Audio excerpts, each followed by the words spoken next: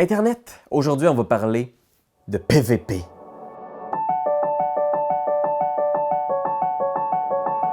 PVP, ce n'est pas une maladie transmise sexuellement.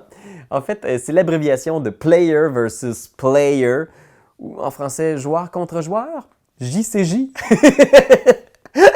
En fait, en gros, là, c'est quand la bataille pogne autour des personnages, des joueurs dans le groupe. Tu comprends? Genre, mettons, un des joueurs a un personnage qui est un roublard et qui décide de voler la bourse du paladin.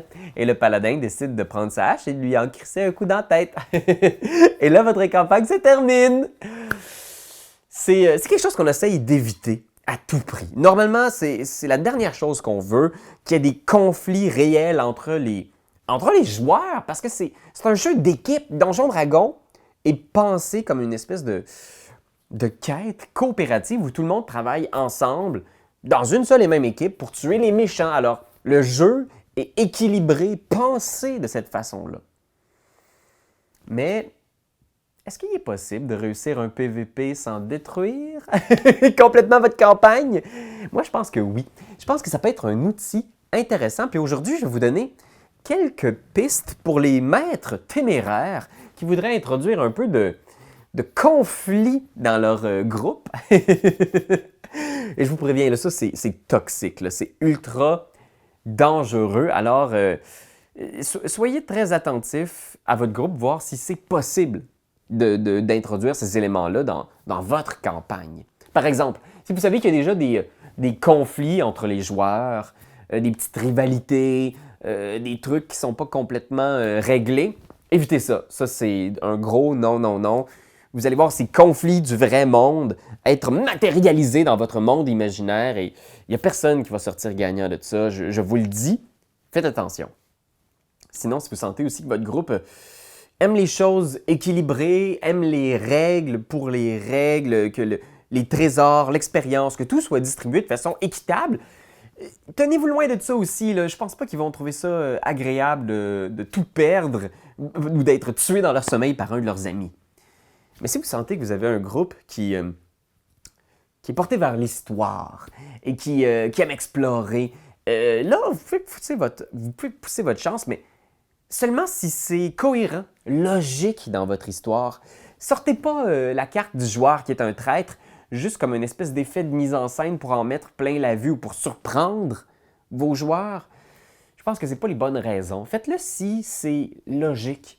S'il y a vraiment un de vos personnages qui, de par sa nature, de par son histoire, ses origines, il est porté à être séduit par les idéologies du gros méchant de votre campagne, ben écrivez-lui en privé ou attrapez-le à la fin de la session et dites-lui « Hey, j'ai peut-être une idée pour ton personnage. » Il faut qu'il soit consentant. Il faut qu'il soit complice de votre petit setup de trahison. Alors, commencez à réfléchir à comment ça peut arriver. Est-ce qu'il va justement tourner sa veste pendant la bataille finale en faisant comme « Non, guys, désolé. Ching!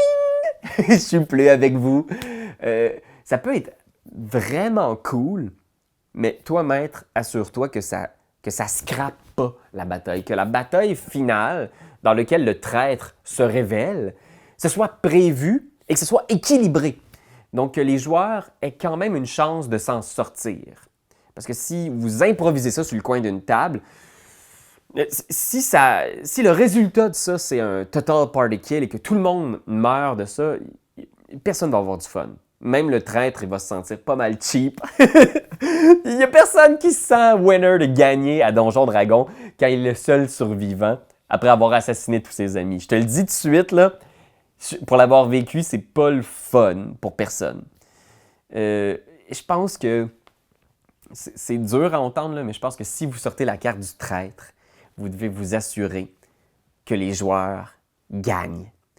Que les joueurs soient surpris, choqués, mais que malgré tout, ils soient capables de renverser la situation et de s'en sortir, de gagner.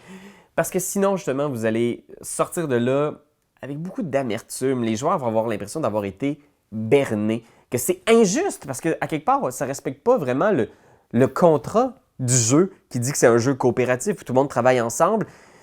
Alors, il faut vraiment que ce soit un défi surmontable. Sinon, je pense que le PVP aussi, le JCJ, se porte bien aussi au one-shot.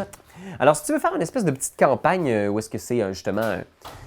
par exemple, je vais te mettre en description une super bonne campagne de Matthew Mercer où il fait un jeu de rôle dans l'univers de Warcraft, où il fait une session avec 3 orques, puis après ça, il fait une autre session avec 3 humains, puis ça se termine dans une espèce de climax où c'est les 3 orques contre les 3 humains pour le contrôle d'une île. Ça peut être vraiment chouette si toute la campagne est conçue autour de cette notion-là de PVP et que la finale, c'est des joueurs contre d'autres joueurs. Ça peut être vraiment cool, intéressant pour les joueurs qui aiment le petit côté compétitif des jeux. Sinon, le PVP peut être aussi un bon ajout à une campagne s'il n'y a pas de conséquences graves. Par exemple, un tournoi ou une compétition. Ça peut très bien démarrer la campagne même, de faire une espèce de... Imaginez justement ces tournois un peu à la Game of Thrones, où tous les chevaliers de tous les royaumes sont réunis pour des joutes à cheval, avec des lances et tout ça. Ça peut être une belle façon d'affronter les joueurs de façon sympathique, amicale, une occasion de roleplay en plus. Il peut y avoir des duels, des combats de magie. Je pense que ça peut être une super belle façon de présenter les forces et les faiblesses de vos joueurs, tout en rajoutant un petit piquant de compétitivité. Alors voilà, c'était mes petits outils pour utiliser le PVP sans tout détruire et en gardant vos amis. Alors d'ici là, Internet, je te dis ciao. Quand t'aimes quelque chose, tu donnes des bisous dessus. Mais comme c'est un ordinateur, tu donneras pas de bisous. Tu vas plutôt commenter, puis tu vas partager. Oh oui, partager, partager, partager. C'est la leçon de Jésus!